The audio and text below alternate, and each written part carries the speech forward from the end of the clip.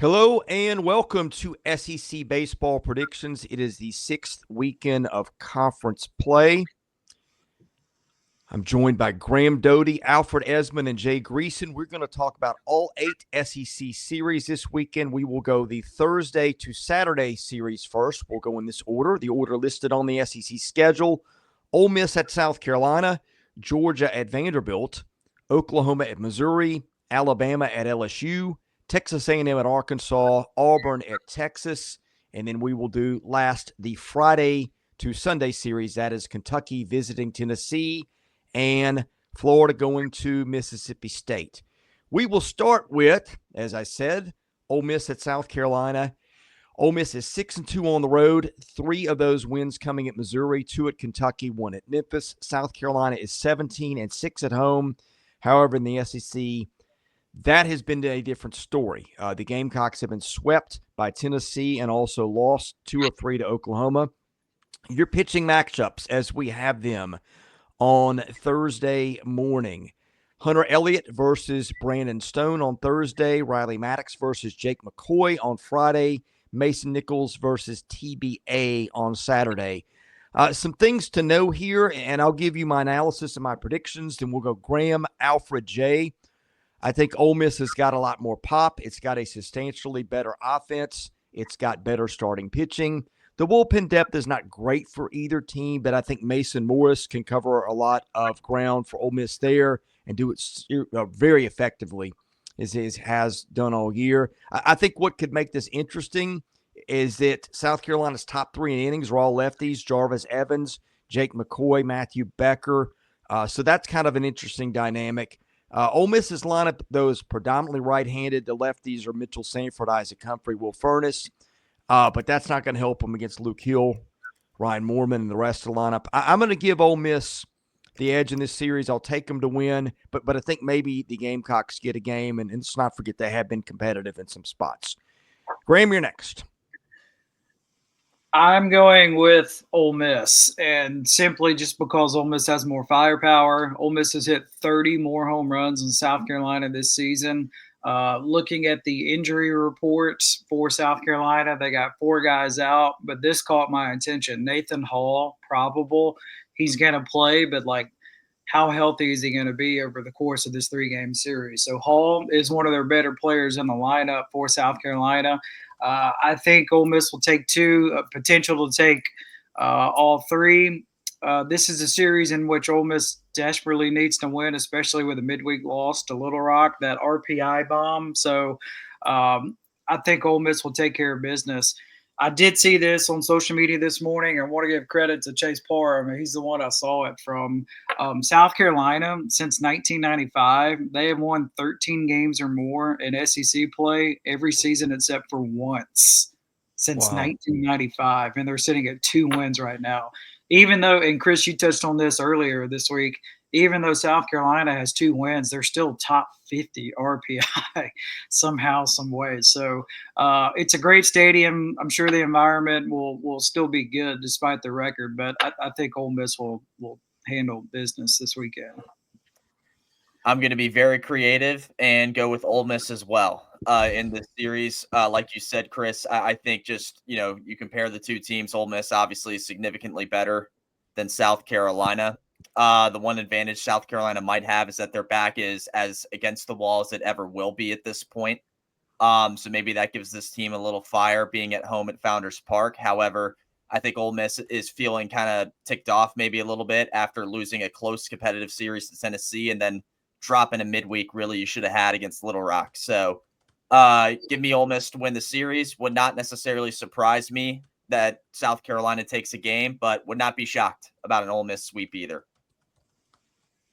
Well, I think this was pretty clear, but a couple of side tangents. One, a lot of the series are Thursday through Saturday this weekend because of Easter weekend, but South Carolina converges at home with the South Carolina spring football game being Friday night.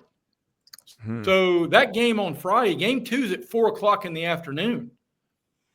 I don't know how much of that's going to have like a strange scrimmage feel to it if I had to guess, but Alfred, I like the points you made. I think Ole Miss is going to show up ticked, and I think South Carolina is about to let the lug nuts fall off, fellas, because while we knew Missouri was going to be bad, Graham's stat was amazing, but when you are traditionally good, and I know this as an Auburn football fan, and things start to turn, you don't feel like your back's against the wall. You feel like it's hopeless, and you look forward to the next one. I mean, I think South Carolina's about to start phoning this in. All right, that makes it a sweep for Ole Miss on the road. Rebels could, again, as Graham alluded to, benefit. Even though South Carolina not good in league, that would be a big RPI boost, getting some road wins here. All right, next up, we're going to Georgia at Vanderbilt. Georgia is 6-4 on the road. It won 2 out of 3 at Florida. It was swept at Texas. Vanderbilt was unbeaten at home and is unbeaten at home, except for being swept by Arkansas. It swept Texas A&M in its other conference series. Pitching matchups as we have them. It is TBA for Georgia all 3 days. J.D. Thompson, Cody Boker, Connor Fennell are your scheduled starters for Vanderbilt. For Georgia, last weekend they went Brian Curley, Colton Smith, Leighton Finley. We'll see if they stick with that order. Some coaches like to stick with an order. Some coaches like to say, hey, I like to pitch this guy on Fridays only. I don't know what Georgia's going to do there. I think the big thing to watch, these two teams are constructed very differently. Georgia's got a massive edge in power. It's got 100 home runs to 32 for Vanderbilt. Vanderbilt, though, has only allowed 33 home runs. 19 of those have come in SEC games. 15 of the 32 Vanderbilt has hit have come in SEC games. Now, this is a very interesting dynamic, and I'm glad I looked this up. Georgia's top 8 hitters in terms of plate appearances are all righties. Their top lefties are Christian Adams, who's got 4 home runs, Ryan Black, who's got 6. Those are really their only lefty power options. However, get this, Georgia's got reverse splits against righties. And this is significant because I think 7 of Vanderbilt's top 8 guys in terms of innings pitched, or maybe 7 or 8 top guys that you'll see this weekend are all righties. Vanderbilt will throw lefty J.D. Thompson in game 1, but Georgia's got reverse splits. It is hitting 325, 461, 645. Additionally, keep an eye on the weather. It's supposed to touch 80 degrees a couple of days in Nashville. No rain in the forecast. The wind may be a factor there. Sometimes it blows out to the alley and right. So I think a lot of this is going to be on Vandy's right-handers, Cody Boker, Sawyer Hawks, Alex Kranzler, Bryn Cyber, and Tommy O'Rourke are the righties you'll see out of the pen. That's a lot of words there. I think it comes down to this, though. It's where we started. Georgia's got a lot more pop. That is how games are played. I like Georgia to win the series. I think Vandy gets 1 because style of play and pitching depth might help there. But I think Georgia stylistically has got a big edge here. Yeah, that's what I'm going with too. Georgia, 2 out of 3. Want to see Georgia kind of handle business on the road. Anytime it seems like they've struggled this season, it's been away from Athens. So want to see what they look like in Nashville. But again, this clash of styles. Georgia has hit more than 50 home runs more than Vanderbilt. These two teams are pretty evenly matched up defensively. They're 2 and 3 in the league in defense, and then they're both pretty good in stolen bases. So Georgia kind of flying under the radar as far as that area goes. I just think the difference in this game is the Georgia offense and the lineup. Georgia, 2nd in the league in hits. I just think they're going to be able to scatter the ball pretty much consistently all 3 games. The matchup I do want to watch, though, and Chris, you touched on them, Hawks for Vanderbilt. I want to see Hawks against the Georgia lineup. Just who wins that matchup, because he has been lights out on the mound for Vanderbilt. But having said that, I'm taking Georgia 2 out of 3. I'm going to be creative once again, guys. Georgia, 2 out of 3 in this one in Nashville. This is, the most powerful team right now in the country, obviously, with the way they hit the ball. Saw these guys on Tuesday in Atlanta at Truist Park. They went up against the Georgia Tech team that is at the top of the ACC, meaning they're very good. And they shut down that pitching, completely shut down guys like Drew Burris and some of their other top hitters in the lineup. Wes Johnson, I'm sure that was, him being mindful of this Vanderbilt matchup and seeing how some of his bullpen guys could fare against a really good opponent heading up against a team that can pitch really well in Vanderbilt as well. So if Georgia can do what they did Tuesday and replicate that kind of pitching, really from a depth perspective, that makes this, a heavy swing in Georgia's favor. That's what I'm going to be watching, is if whether or not this Georgia pitching can keep up with that. If it can, the Dogs will take care of business and play really well in Nashville. But regardless, I do think the hitting, based off what it's been so far this year, carries them enough to win the series. Give me the Dogs 2 out of 3. Well, the natural contrarian in me, I've got like a handful of betting guidelines. I wouldn't call them rules, but I would call them guidelines. Kind of like Pirates of the Caribbean. They're more suggestions really than anything. One of them is every time the public, even us, is universally in support of something, 9 times out of 10, that's wrong. Bet the other direction. And that's the reason casinos, they give away $5.99 lobster dinners because everybody goes there and gives them their money at the craps table, gives them their money at the sports book. That's how it goes. But Georgia's just way better than Vandy.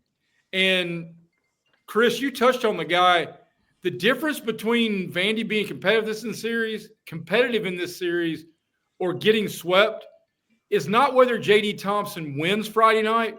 He's got to pitch into the 6th. Because if Georgia can get into your bullpen on Friday night, or in game 1, the rest of the weekend is brutal. Yeah. So are we going Vandy or are we going Georgia? Are you I'm going zigging or Georgia. zagging? I've been a pretty big Georgia believer all year. Yeah. Hard not to be, especially with the pitching looking a little bit better recently, as we pointed out. Okay, next one up in order, Oklahoma at Missouri. We're going, and this one looks like lefty Cade Crossland has made his way back into the rotation for the Sooners. Pitched very well against Vanderbilt last week, was touching 97. Brady Kellenbrink for the Tigers. Kyson Witherspoon now in game 2, but staying in that Friday night spot versus Caden Jacoby, Missouri. Malachi Witherspoon versus TBD versus Missouri. I think Missouri's best arm, probably most competitive arm, is Caden Drew, who's not listed here. I'm presuming maybe they're holding him for let's see if we're in this one and need 3 or 4 innings for somebody kind of guy. But, Oklahoma just better across the board. Missouri's pitching has just been – and I don't know, it's tough to pitch right now in this era, but they're giving up almost 10 runs per 9 innings. Oklahoma's just a really solid team. It's a little bit more old school. Saw the Sooners a lot lately. Really like the way they're playing. Missouri is winless in the league and may come winless out of Norman too. Yeah, I'm taking the Sooners. How about this? Big 8, Big 12 former rivals meet again for the first time in the SEC. They played each other almost 250 times. Oklahoma leads the all-time series, and I'm taking the Sooners with a sweep this weekend. Last time they played, Oklahoma run-ruled Mizzou. That was in 2021. So I just think the Sooners are too much. And the way that their offense has looked here lately, just too much firepower, way more firepower than what Mizzou has to work with. And Oklahoma, they got the arms with the Witherspoon brothers and Crossland, who was really good. He had 8 strikeouts last weekend. He seems to be gaining confidence on the mound for Oklahoma, so I'm going with the Sooners. Oklahoma, guys, is trending up. They've been trending up recently. Series win against Vanderbilt and then a dominant win over their Bedlam rival, Oklahoma State, on the road in Stillwater. This team is feeling themselves right now. And when you play Missouri, you're going to continue to feel yourselves. I don't think this takes a lot of thought here. No offense to Missouri, or as Jay would like it, offense to Missouri there. Give me the Sooners in a sweep over the Missouri Tigers. All right. The only thing I'm going to try to add is, while it may feel Missouri fan, I'm not going to say fans. I'm just going to say fan, because there's probably got to be one. As Alfred would say, no offense intended there. Know this. Game 1 is $2.99 draft beer night at the ballpark. So, hey, by inning 3, you're not going to give 2 rips who wins or how bad you're losing. And game 3, there's an Easter egg hunt. So bring the kiddos on out. You're going to lose, and it doesn't matter. It's fun. Those two go hand in hand, beer and Easter. Well. Yeah. Jay, will the Tigers find an Easter egg and get a conference win here? No, but here's the one, because I now actually think this is a sneaky growing storyline because if we're going to set the over-under at like 3.5 conference wins at this point, that number is going to start dwindling. And because the converse is true about, we talked about earlier in the week, teams trying in the middle of the pack, trying to galvanize NCAA tournament bids or hosting roles are kind of want that tougher schedule. Well, everybody's showing up focused to Missouri because they know they cannot lose that in those swing type of, do you want to be a national seed? Do you want to host a first round? Right. Are you looking to get in the tournament? Because that's the true RPI pothole in this league. Yeah. Mm-hmm. That's a very good point. That's the difference in winning 2 out of 3 and sweeping Mizzou, a chance to be a national seed or host. So you got to get all 3. Okay, let's move on. Alabama at LSU. Alabama is 6-2 on the road. It has swept Texas A&M. It took 1 of 3 at Auburn in league play. LSU 23-1 at home. It has swept Missouri and Mississippi State at home in league play. I looked up platoon splits. Not really a big difference for both teams in this one. By the way, your starting pitchers, it looks like Tyler Fay versus Alabama, or for Alabama versus Cade Anderson.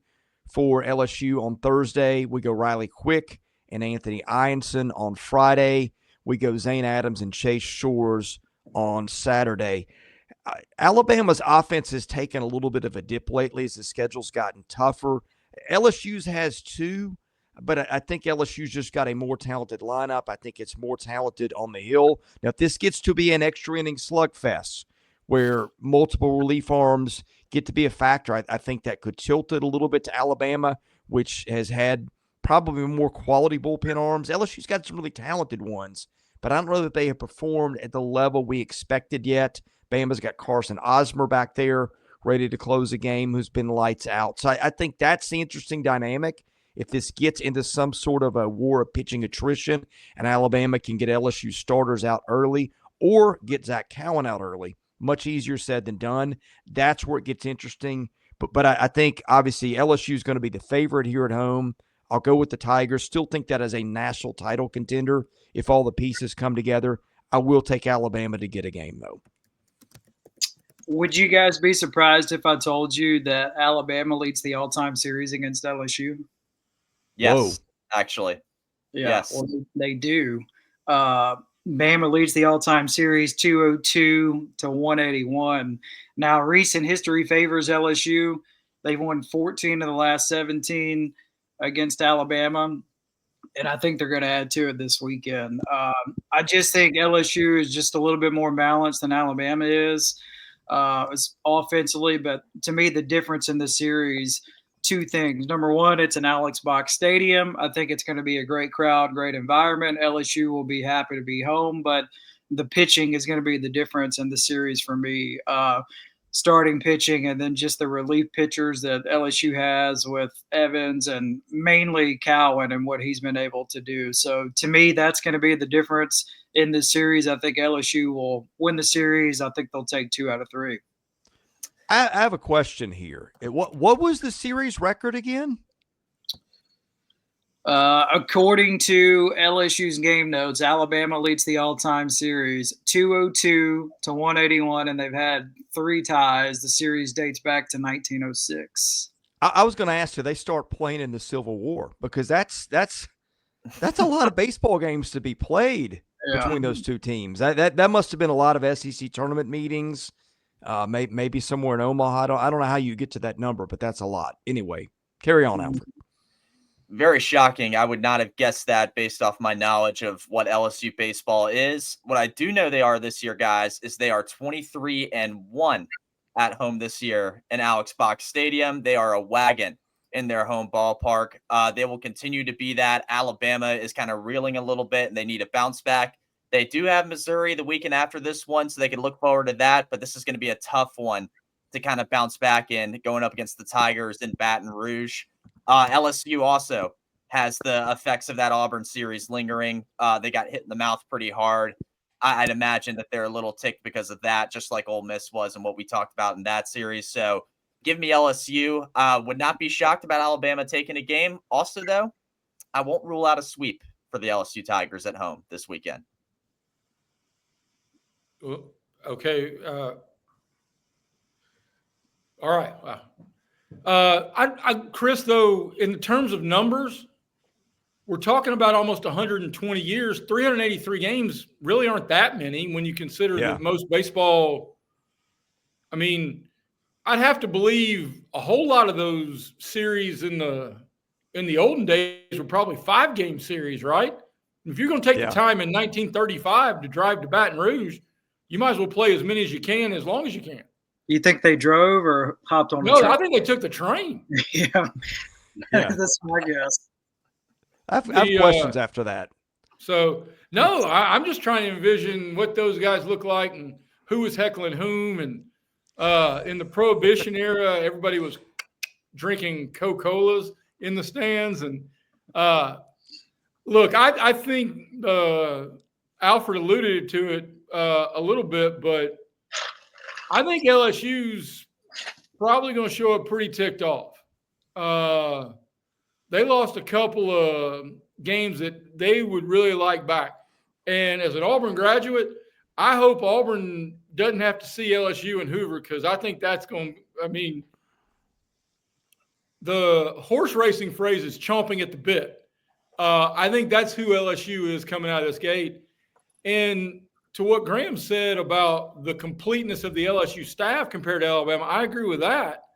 But I also agree with – or I also think the 1 through 9 edge of the lineup, at least in what they've done the last month, is a huge advantage to LSU. There are some noticeable holes over the last 3 weeks up and down that Alabama lineup. Alfred, you kind of hedged both ways. I'm taking LSU in a sweep. I think they get all 3. Next up, we have got Texas A&M going to Arkansas. A&M is 3-4 on the road this year, only 7 road games total. In the conference, here's what that looks like. Was swept at Vanderbilt and then pulled the shocker of the SEC season a couple of weeks ago, going 2-1 at Tennessee, of course, sweeping South Carolina at home last weekend. Arkansas is 24-1 at home, guys. In the league, it has swept South Carolina and Missouri at home. Here are your starting pitchers. We've got on Thursday Ryan Prager for A&M versus Zach Root. Justin Lampkin against Gage Wood. Now, that's an interesting dynamic. Wood's not pitched in a while. It is maybe the best arm on that staff. So I think the Friday game will be fascinating for that reason alone. And then you've got Miles Patton for A&M against Landon Beidelshees, I think is how you pronounce it. On Saturday, I looked up the splits. Arkansas hits lefties pretty well. Pretty much as well as it hits righties, although I'm not sure how many quality lefties it's faced in SEC play, given that South Carolina and Missouri are the 2 teams it is faced. And of note, all 3 of those guys for A&M are lefties. But Arkansas guys, a machine. I still, if I had to bet right now, who wins your national championship, I would go with Arkansas. This team is at home where it has been pretty much untouchable. I think the lone loss is maybe a midweek somewhere. Give me Arkansas in this one. But, boy, this will be fascinating because A&M is as hot as anybody in this conference right now. Yes, they are, which is what makes this series fascinating. And you mentioned the home record for Arkansas. Their only loss was that crazy midweek game against Missouri State that went extra innings. So the fact that this game is in Fayetteville is going to be a big factor for me in picking this. I know A&M is on fire right now. They've won 6 or 7 in a row, whatever it is. But I think Arkansas is one of the most balanced teams of anybody in the SEC pitching-wise, and they get Wood back.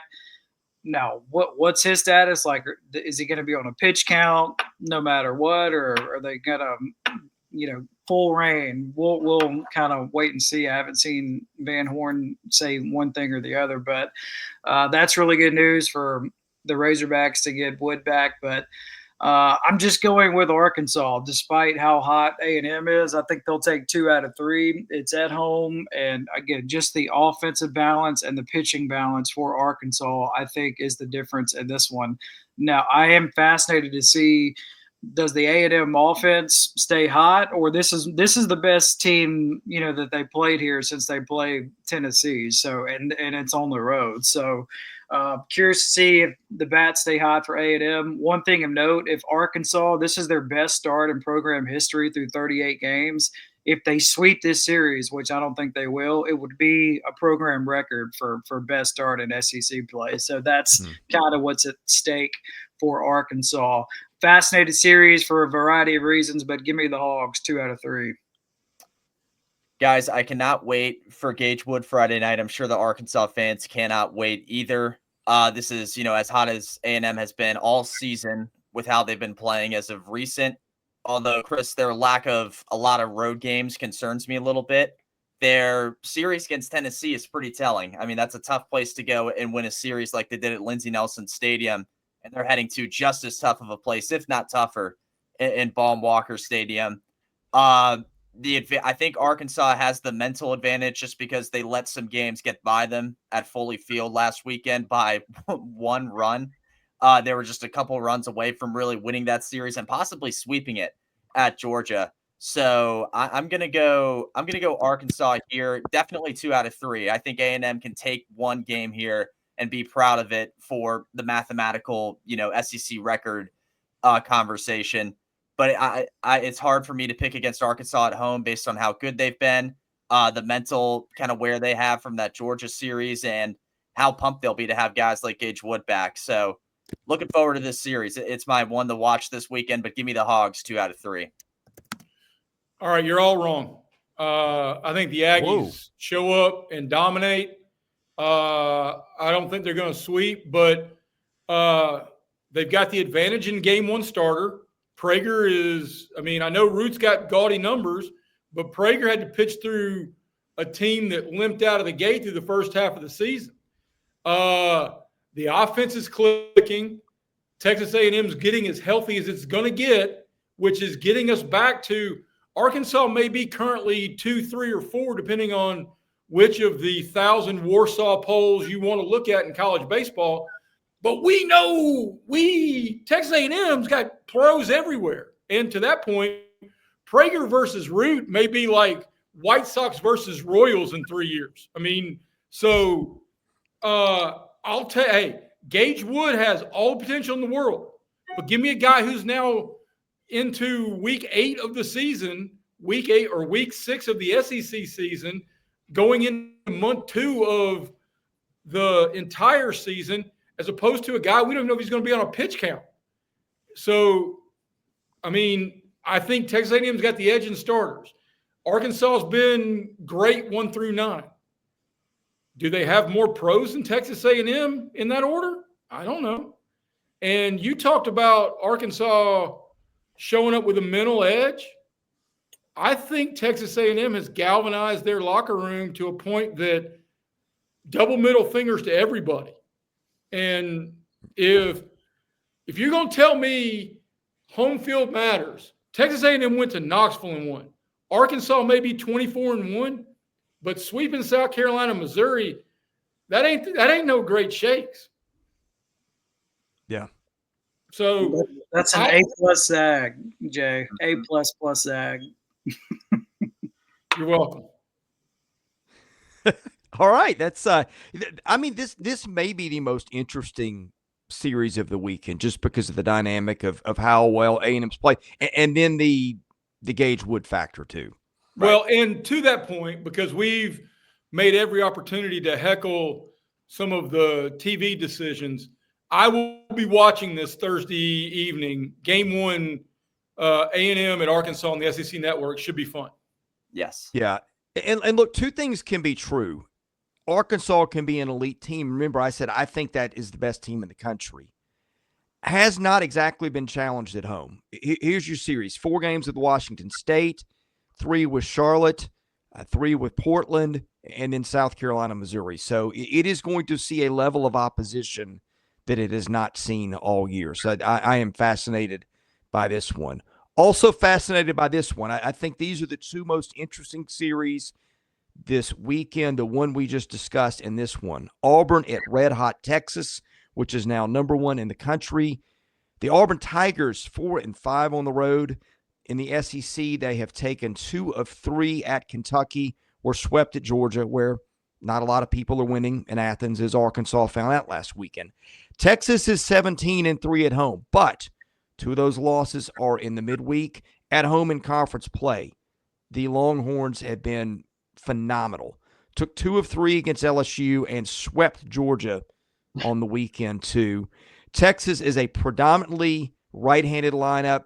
Could that be an issue against Auburn righty Sam Dutton, who goes on Thursday against Jared Spencer?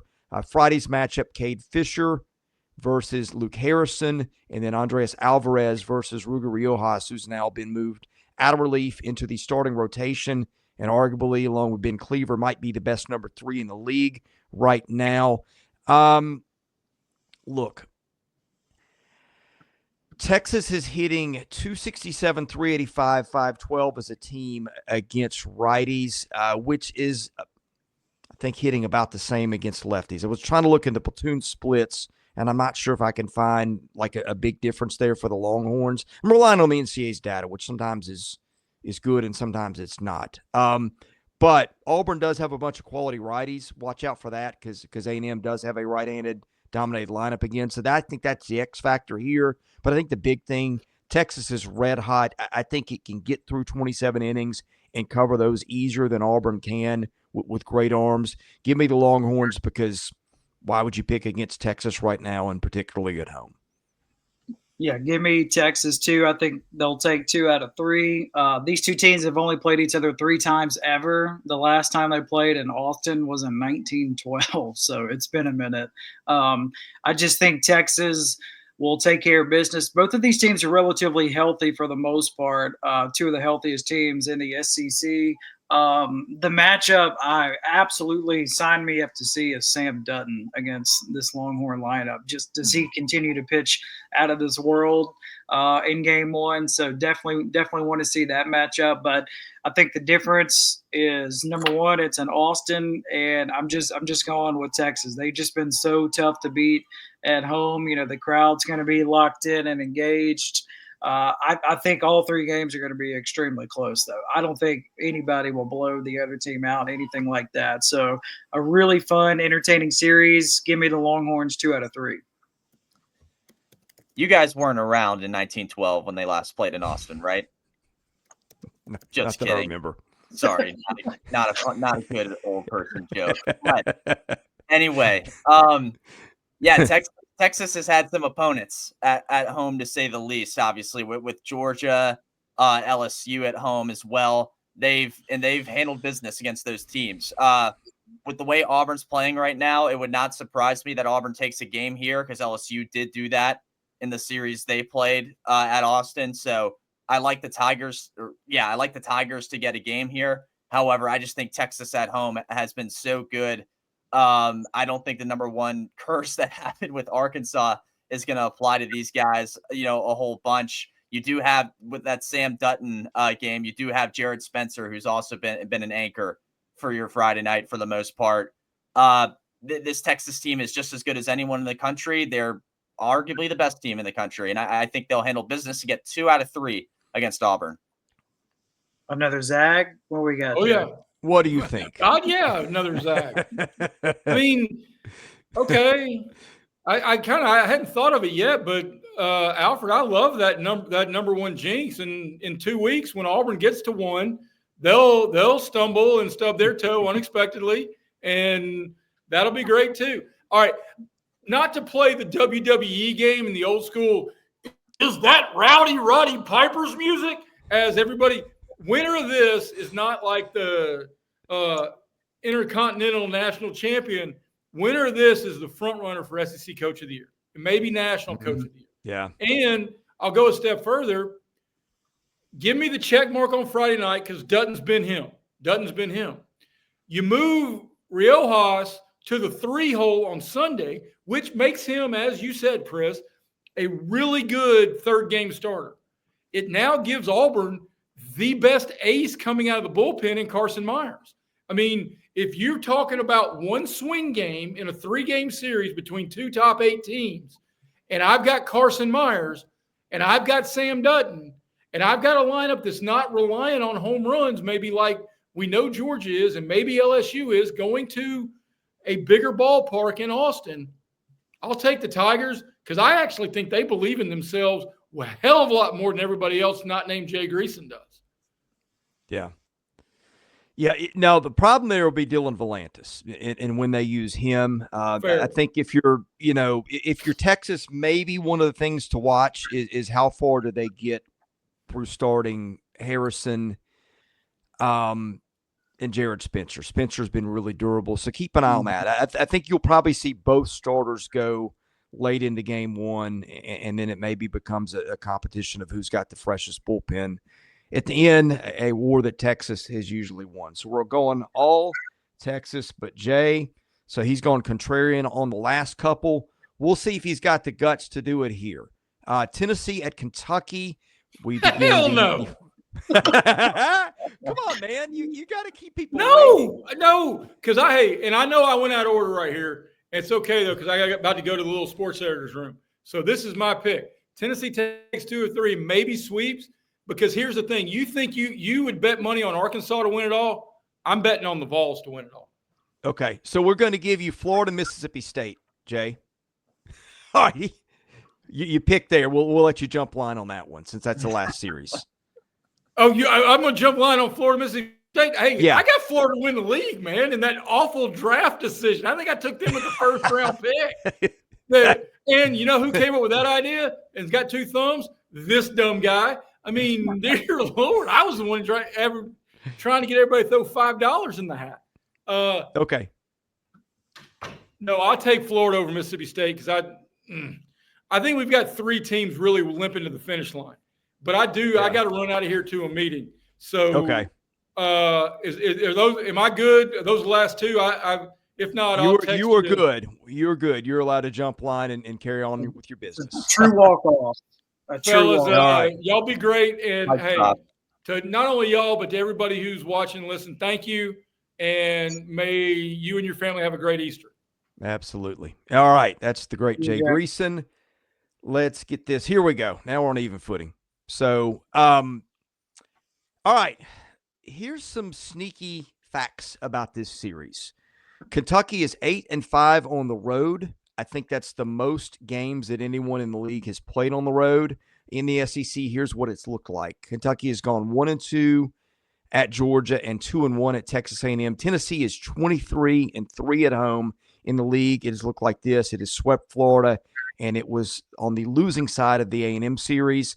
You've got the pitching matchups. We're going to guess this. All our Kentucky starting decisions, and we'll go Kentucky pitchers and then Tennessee's are guesses. I would guess Nate Harris. Tennessee has announced Liam Doyle. I would guess Nick McKay for Kentucky on Saturday. Tennessee has announced Marcus Phillips, and on Sunday, Ben Cleaver has been Kentucky's 3. Tegan Coons, the announced starter for Tennessee. Now, look, Tennessee is the prohibitive favorite in this, but I'll give you 2 things to watch for in case it is a surprise. And of course, as we know, last time the Vols played a weekend series at home, it was a surprise. I think, number one, Kentucky's road experience. Now, I don't know that it's played in any place like Knoxville, although A&M would have been pretty rowdy.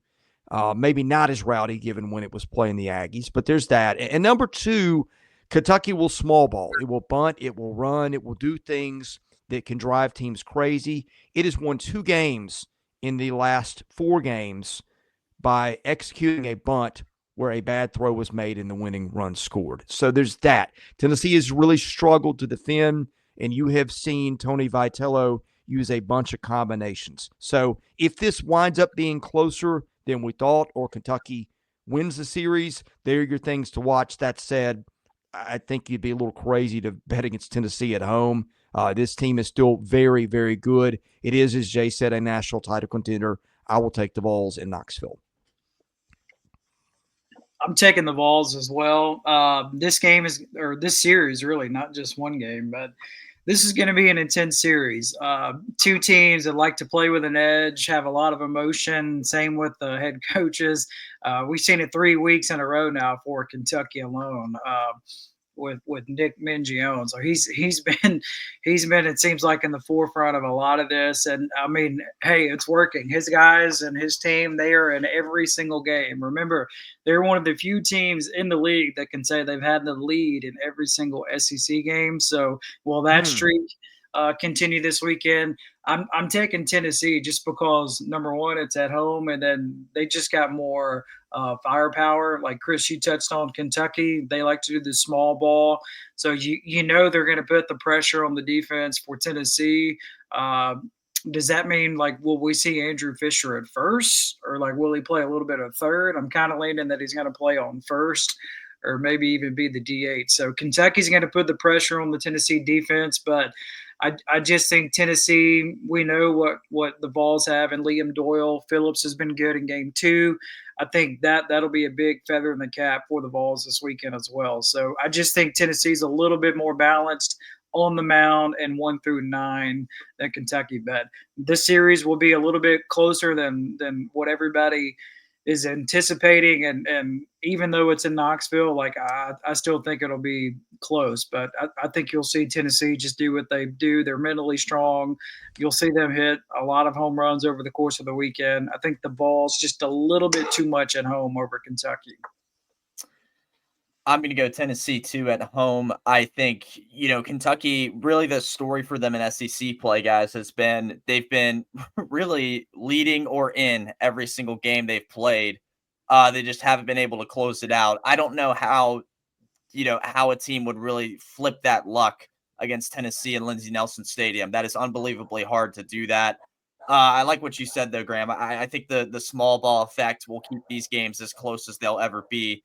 But I just think down the stretch, Tennessee's going to, throw out some Nate Sneads, and he's going to be able to shut some of these games down. And then also Tennessee fans, I'm sure you're looking forward to this. Keep an eye out for AJ Russell to get some pitches in this weekend, as well as Andrew Binke, who probably will make another appearance after doing so in the midweek. So yeah, give me Tennessee, and honestly, give me Tennessee 2 out of 3. I think Kentucky would steal one off, small balling their way to a win, maybe when Nate Snead does not make an appearance in one of these games. Yeah, thanks for that stat, Graham. That's a great stat. That shows you how competitive Kentucky's been. Also, I think watch game 3. Tegan Coons, I think, has struggled a little bit. Ben Cleaver's one of the best starters in this league. Game 3 or otherwise. I mean, he could be a 1 for some teams in this league, and he's also a Tennessee native. So keep an eye on that. I think game 3, to me on paper, probably the most interesting one of these. All right, we're going to wrap up Florida, Mississippi State. Jay has given us his pick. Florida 4-6 on the road. It was swept at Tennessee. It won 1 of 3 at Ole Miss. Mississippi State is 15-5 at home. It won 2 of 3 against South Carolina and lost all 3 against Texas. Alfred, I don't think we've got any of the pitching matchups for this one right now, do we? As we're doing this on Thursday morning. Okay. We do not. Our guess would be probably Liam Peterson Friday against Pico Cone. I'd go that. You probably see Aiden King Saturday. Sunday, they've gone Philpott a little bit. Clemente wouldn't shock me, though, but nothing is guaranteed. Those would be my guesses for Florida. Their game Philpott pitched midweek, right? Okay. Yeah. On all of them? No, game 3 for Florida, TBA. Yeah, Alfred was right on game 1 and game 2. So we're going the 2 we named. And Aiden King has been terrific, by the way. So in State, you said States are TBD also? or not States, announced yet? this is according to the game notes, so this doesn't mean it's 100% accurate. But Pico, Evan Sierra, and then Carson Ligon for Game 3. And Ligon's been better of late, so Mm-hmm. yeah, I think these are some intriguing pitching matchups. Mississippi State, I think I looked after the midweek state is, I think, either number 1 or number 2 in the country in hits allowed per 9 innings. It's a sneaky good team. Offensively, they've been uneven. Defensively, they've been very uneven, and that's probably a kind way to put it, especially at some of the big spots. Florida's kind of caught fire a little bit more lately, played a little bit better, got swept by Vandy at home a couple of weekends ago, but has looked better, has taken a midweek game with Florida State, and then got the tonic a lot of people need in terms of just getting to play Missouri. I'm trying to decide if playing at home or on the road is a disadvantage for Mississippi State. Yeah. You want me to give you these numbers? This series in Starkville, Florida has the series. They lead the series in Starkville 30-25. Florida has won 7 of the last 8 games against State. The last time Florida went to Starkville in 2022, they swept.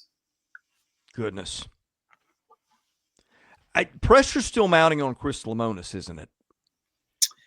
I mean, not nearly what it was, but I mean, he certainly put the fire extinguisher on it the past couple of weeks here. But if he wins this, and I guess I'll spoil it, like I'm picking State, I think State will be, one of these teams in business down the stretch here. Yeah, I'm going to go Mississippi State too, but I'm more conflicted about it than when we started talking about it.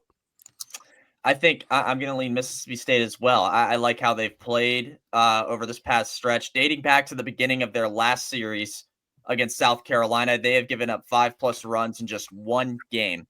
They have been stout, not giving up a lot of runs. They've handled business, trending upward in the right direction. That continued in the midweek, a 16-2 win by way of a run rule against Southern. I think that if this was in Gainesville, it'd be a different story. I do think home field really does play into this a lot. I do think, with that being said, Florida, I think, does take a game, and it's very well going to be, if it's either the Liam Peterson or Aiden King game. You take your pick for that. But I think Mississippi State, just with the way they've been playing as of late, they're going to get this done again, and they're really going to be feeling themselves, like you said, Graham, down the stretch. So give me Mississippi State 2 out of 3 here at home in Duty Noble Field. Yeah, I'm taking 2 out of 3 as well. I think every game will be close. Like I don't think you'll see a lot of separation in any of these games. Yeah, Florida's got after this Arkansas, South Carolina, Texas, Alabama.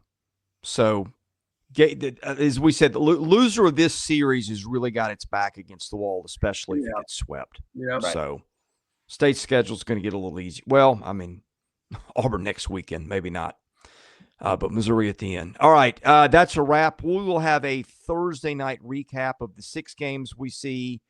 We're taking Good Friday off. We'll be back on Saturday to recap the games that night, and we'll do both of those live, Thursday night and Saturday Night Live, probably around 10 o'clock. It may depend on what time the games end is in terms of when we actually start, and then we're taking Easter Sunday off. So anyway, thank you for watching. For Alfred Esmond, Graham Doty, and Jay Greason, I'm Chris Lee here at Southeastern 16. Be sure to go to podcast platforms. We're trying to grow those outside our YouTube audience also. Leave us a rating, 5 stars if you like it, and some nice comments. That helps us get noticed, helps us grow the show. Anyway, thank you for watching. Happy Easter weekend. We'll see you again soon with more SEC baseball content, as well as our usual basketball and football content here at Southeastern 16.